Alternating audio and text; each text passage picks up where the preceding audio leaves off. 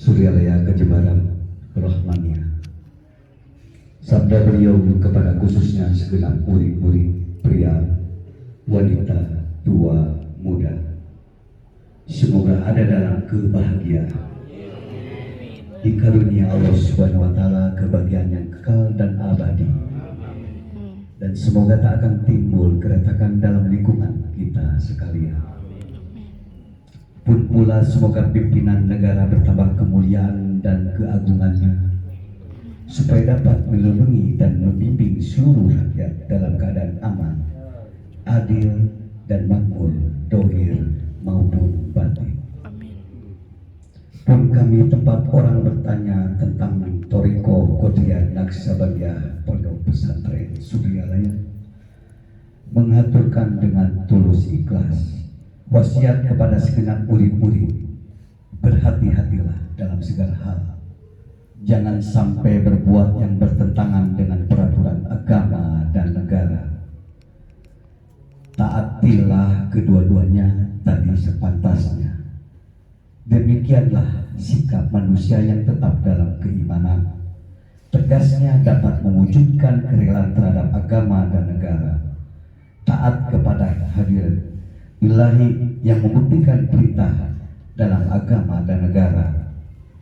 Insafilah hai murid-murid sekalian, janganlah terpaut oleh pucuk nafsu, terpengaruh oleh godaan setan. Waspadalah akan jalan penyelewengan terhadap perintah agama dan negara, agar dapat meneliti diri kalau tertarik oleh bisikan iblis yang selalu menyelinap dalam hati sanubari kita semua. Lebih baik buktikanlah kebajikan yang timbul dari kesucian. Satu, terhadap orang-orang yang lebih tinggi dari kita, baik dohir maupun batin, harus kita hormati. Begitulah seharusnya hidup rukun, saling harga menghargai. Dua, terhadap sesama yang sederajat dengan kita dalam segala-galanya, janganlah sampai terjadi persengketaan. Sebaliknya harus bersikap rendah hati, bergotong royong dalam melaksanakan perintah agama dan negara. Jangan sampai terjadi perselisihan dan persengketaan. Kalau kita terkena firman-Nya, ajabun alim, yang berarti duka nestapa untuk selama-lamanya dari dunia sampai dengan akhir.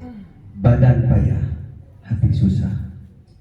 Tiga, terhadap orang-orang yang keadaannya di bawah kita, janganlah hendak menghinakannya atau berbuat tidak senonoh, bersikap angkuh. Sebaliknya harus belas kasihan dengan kesadaran, agar mereka merasa senang dan gembira hatinya. Jangan sampai merasa takut dan liar, bagaikan tersayat hatinya. Sebaliknya harus dituntun, dibimbing dengan nasihat yang lemah lembut, yang akan memberikan keinsafan dalam menginjak jalan kebaikan.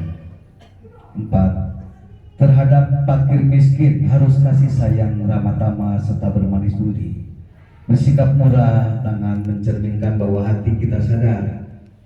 Coba rasakan diri kita pribadi, betapa pedihnya jika dalam keadaan kekurangan. Oleh karena itu, janganlah acuh tak acuh, hanya diri sendirilah yang senang. Karena mereka jadi fakir miskin, itu bukan kehendak sendiri, namun itulah kodrat Tuhan.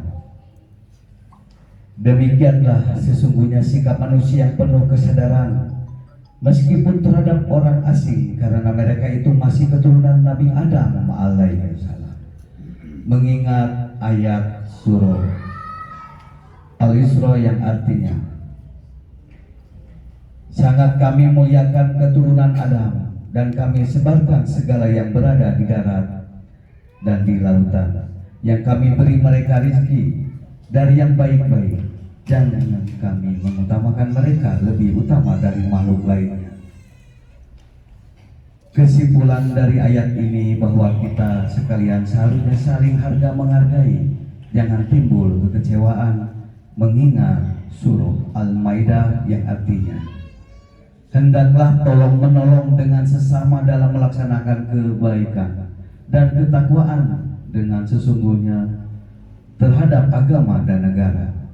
Sebaliknya janganlah tolong-menolong dalam berbuat dosa dan permusuhan terhadap perintah agama dan negara. Agamaan itu terserah agamanya masing-masing. Mengingat surah Al-Kafirun ayat 6, agamamu untuk kamu, agamaku untuk aku. Maksudnya jangan sihan.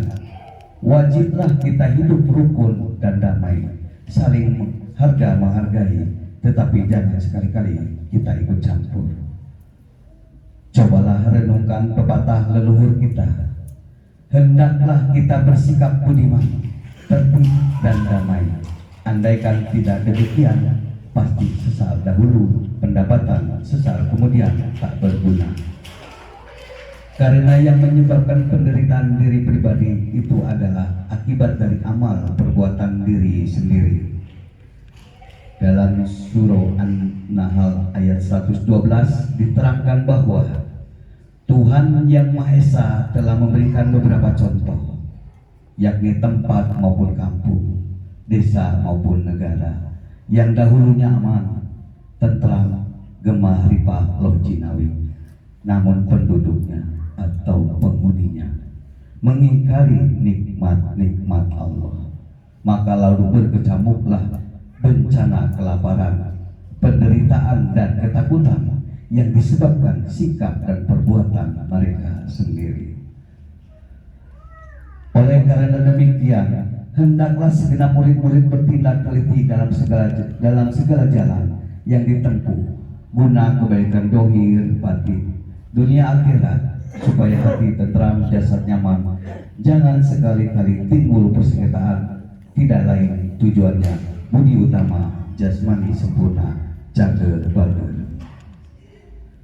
Tiada lain amalan kita, Thoriqoh Qadriyah Naksabaniyah Pondok Pesantren Surabaya, amalkan sebaik-baiknya guna mencapai segala kebaikan, menjauhi segala kejahatan dohir batin yang bertalian dengan jasmani maupun rohani, dibujuk oleh perdaya setan. Wasiat ini harus dilaksanakan dengan seksama oleh segenap murid-murid agar supaya mencapai keselamatan dunia dan akhirat. Amin ya rabbal alamin. Patapan Suryalaya 13 Februari 1956. Wasiat ini disampaikan kepada sekalian ikhwan tertanda Syekh Ahmad Syekhul Wafat Tanjung Arifin Roda Usul. Al-Fatihah.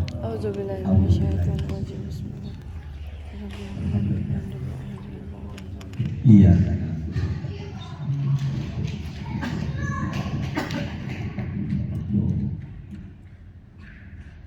Untayan mutiara. 1. Jangan benci kepada ulama yang sejaman. 2. Jangan menyalahkan ajaran orang lain. 3. Jangan memeriksa murid orang lain. 4. Jangan berubah sikap meskipun disakiti orang lain. 5. Harus menyayangi orang yang membenci. Dikarenakan semua dari anak sebagai kami Al-Fatihah. A'udzubillahi minasyaitonir rajim. Bismillahirrahmanirrahim. Iya kan.